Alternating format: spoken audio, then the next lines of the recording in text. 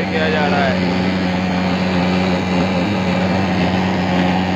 हैदराबाद में मच्छरों की बढ़ती हुई भरमार के खिलाफ म्युनिसिपल कमिश्नर हैदराबाद ने शहर भर में स्प्रे का आगाज कर दिया। हैदराबाद में बारिशों के बाद गंदे पानी और जमाशुदा पानी के बाइस शहर भर में मच्छरों की अफजाइश में इजाफा हो गया है, जिसकी वजह से डेंगू समेत मुख्तलिफ अमराज तेजी से फैल रहे हैं। शहर भर में बिगड़ती हुई सूरत हाल पर म्युनिसिपल कमिश्नर हैदराबाद शफीक अहमद शाह की खुसूसी हिदायत पर मच्छर मार स्प्रे का आगाज कर दिया है, जिसमें बल्दिया आला हैदराबाद का अमला शहर के मुख्तलिफ इलाकों में गाड़ियों के जरिए स्प्रे कर रहा है। आज ये तकरीबन एक महीने तक चलता रहेगा और आज तो सिर्फ हम मेन रोड करेंगे, कल से 3-4 यूसीज के हिसाब से डेली चलता रहेगा।